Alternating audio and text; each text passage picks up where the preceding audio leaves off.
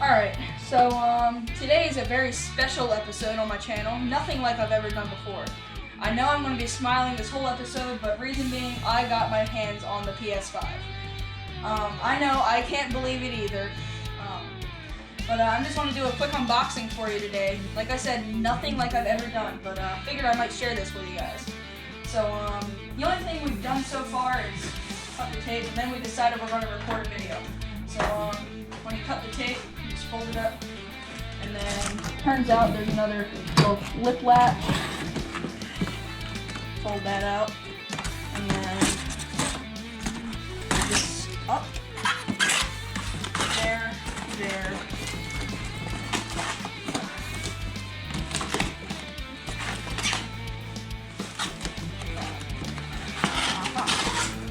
So then once you get that done, you have yourself the DualSense 5 controller. I'll do a review on this a little bit later. You got yourself the standard power cord and the owner's manual and guide. And of course the USB-C charging cable for the DualSense 5.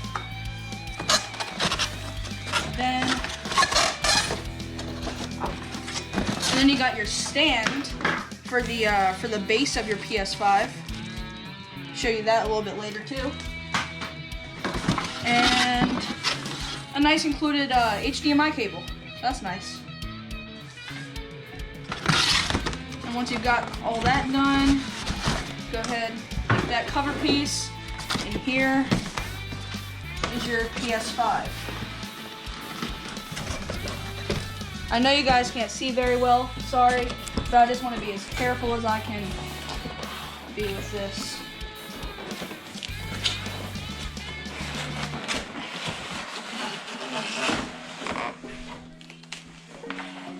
So here's your console, which is I'm most excited for this part of the unboxing.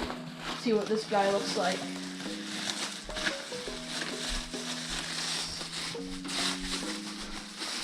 So taking the paper down, I already love this design. And maybe if you can take it up close, you can notice that this whole panel inside here is made out of PS controller symbols, like the square, X, triangle, and circle, which is pretty cool. You got your Sony logo there, and then inside of this little black piece, you got yourself a blue ring light for when it comes on. And that blue ring light will pulse, and that will only pulse for the first time you're turning this PS5 on, which is really cool. So we'll get that too on camera. So I'm just going to go ahead and remove this from its packaging, lay it on one of the boxes, and take off the rest of this plastic.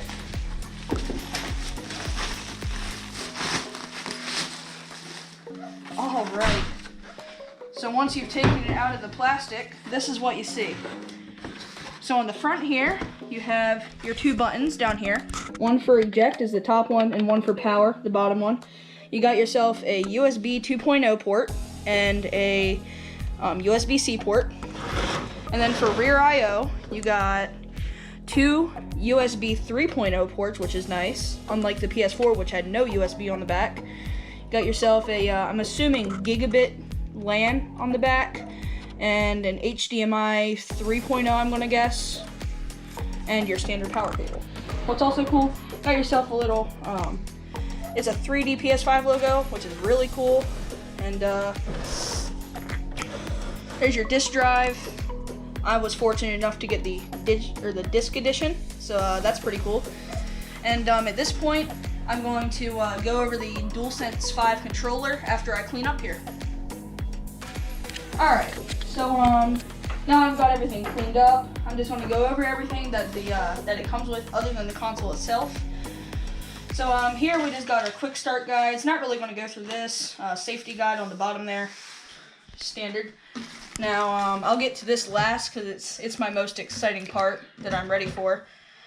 Here you got what looks to be an HDMI 2.0 cable. Not the newest, but you know, it'll get the job done definitely. Feels pretty high quality, you know. Those block connectors are pretty nice. Feels pretty high quality. Power cord, it's just like your PS4 power cord, or even sometimes a TV power cord. Same quality, nothing different. Your USB-C power cord, that's nice. It also has nice blocky connectors. Just feels like a normal USB cable to me though. Nothing special there. Here we got your stand, so that you can mount the PS5 vertically. Now there is a special way to do that, and what's also cool, it has a stand for the actual controller itself too. Now I'll go over, because there is a special way you want to mount this stand to the PS5. Okay, so I'll go over that. Now the part I'm most excited for is the controller. Now here's a little look over it. Got yourself a little included mic there, so you don't have to have an external mic, which is nice. There's your little mic on-off button. So I believe when the controller is turned on, this will be blue. I could be wrong. If the microphone is on and if it's off, then it won't do anything like it is now.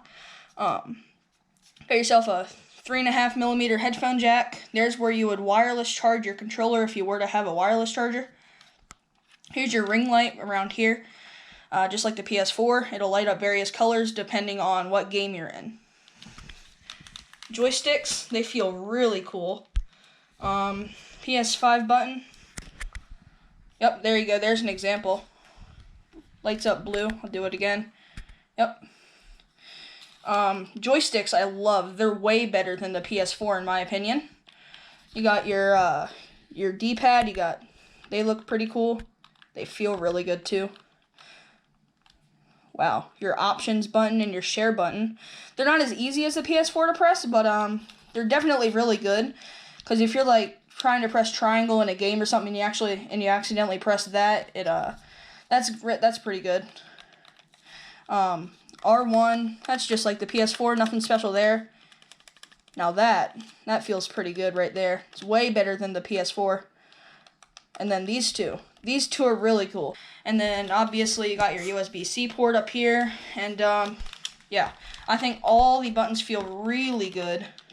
I love these. I can't wait to get into some gameplay with you guys. But yeah, now we're gonna set up the PS5. Actually, I'm gonna show you how to install this vertical mount the correct way. A lot of people do it different.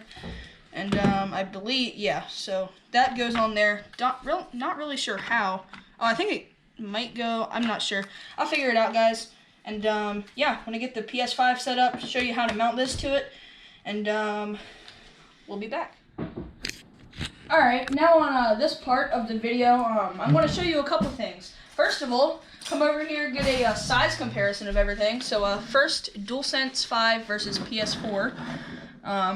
They're actually the same general size, but if he comes over here and gets a shot of the PS5 in the correct orientation versus the PS4, it is absolutely massive compared to it. And also, another thing I want to show you, I'm going to show you how to correctly mount, mount this vertical adapter to the PS5. It's actually a really simple process. A lot of people just lay it on. That is not correct. So what you want to do to start out with is you want to put your palm under it and twist. What that'll do is it'll reveal a screw. Now this screw can be pretty tedious to get off, I will not lie.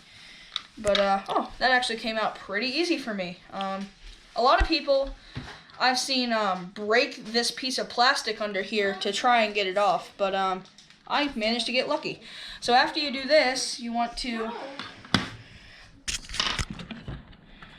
far as I know, it's not the easiest task by any means, but you want to make it so that this part right here is movable and facing this controller mount. So after you do that, you want to line it up.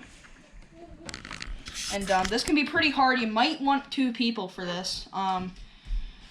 I'm going to get 2 people because this is brand new. I'm not trying to break it. So all I need you to do is kind of, while I lift this, try to align that hole with that. But first I need to take this little cover off, which is that easy. So in there, you'll see that little screw hole. Does this go in the front or the back of the PlayStation? This goes in the back rear I/O. So it's going to go like this? No, this part goes in the back.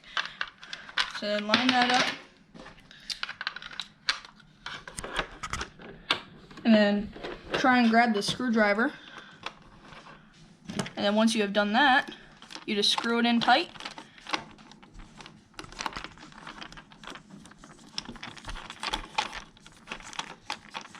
Unfortunately, it is a flathead, which can be pretty tedious. But as you can see, it's starting to tighten up. And you don't want to screw it too tight, because this is plastic. Just remember that. So once you start feeling some resistance, that's when you want to stop.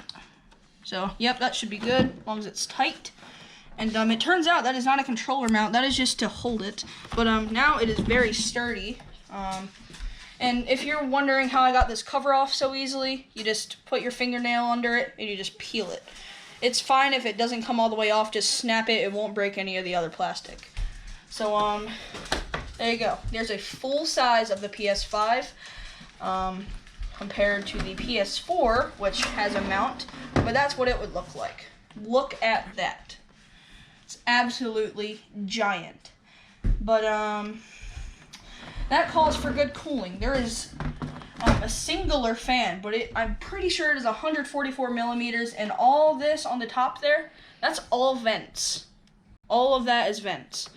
All around the PS5. So really good cooling. And we're gonna go ahead and skip to powering it up, showing you the red light, or the blue light, I'm sorry, on the front.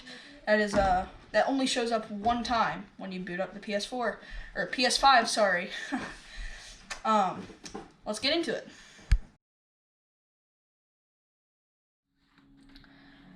Now that we've got the PS5 all set up, next video is probably going to be about gameplay. So if you would, give this video a like, share with all your friends, and subscribe. Thanks for watching.